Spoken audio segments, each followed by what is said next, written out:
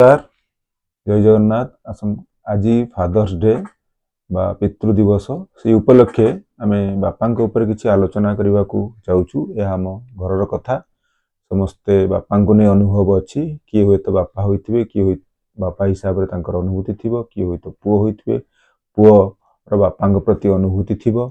केवल ये गोटे दिन मन पकेवा नुहे बरं सबुदिन मन पकेवा उद्देश्य ए वार्ता आपण मान उद्देश्य बापा आम घर मझी खुंट जहाँकर छत्र छाया तले आमे परिवार पूरा अहरह झुली रहीचु एवं तांकरी आश्रय आमे रहीचु।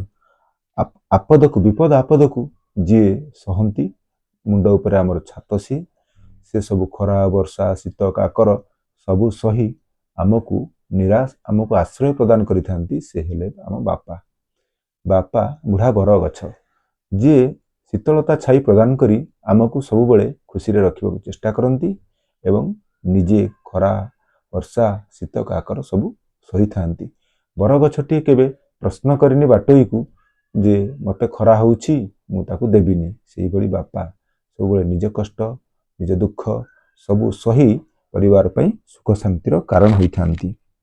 पिला छोट हेउ अबा बड़ सबुबले तार समान नजर थाए बापांकर सबुबले ता ऊपर थाए।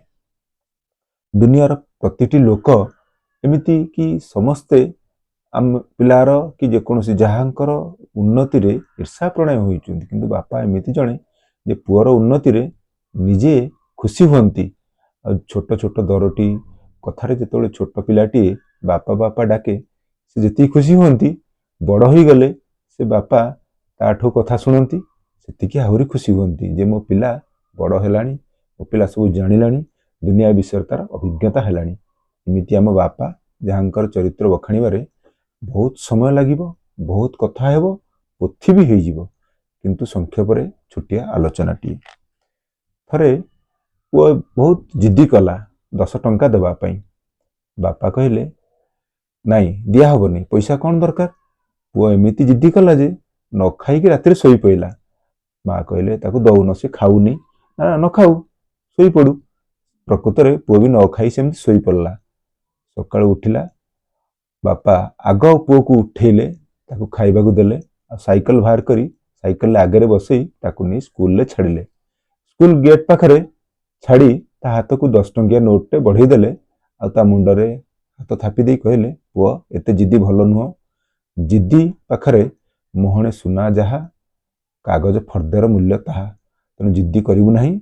एही शिक्षा देबा पई मु तते काली टंका देई नथिली किंतु तते आजि दबार उद्देश्य जे तू एथरु किछि शिक्षा लाभ करिवु। तेणु पिला माननकु गढिबारे जे बापांकर केते गुरुदायित्व रहिछि से कथा बापा हेले निजे जानि परिबा। आज मु अनुभव करूछि जेतले पुओरु बापा हेछि मु पुओ प्रति कोन कर्तव्य से अनुभव करि पारुछि के बापा हिसाब रे आ बापा को प्रति पुओर कोन कर्तव्य से अनुभव भी करि पारुछि। उभयर अनुभव भितर निजको समतुल करी एक मु निष्कर्ष रे पहुंची कि बापांकर अनुभूति बापांकर कार्यधारा निश्चित भावे कष्टदायक किंतु ताहा पिला माननक पई अवश्य उत्साहप्रद प्रेरणाप्रद एवं आगको बढ़िवार माध्यम मध्य।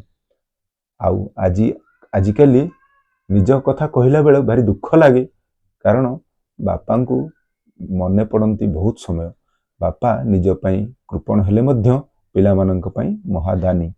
एही कथारु कारण से निज पई केबे किछि करंती नाही किंतु आम माननक पई निश्चित भावे बहुत किछि करंती। एतिकिरे आजिर कथा धन्यवाद नमस्कार।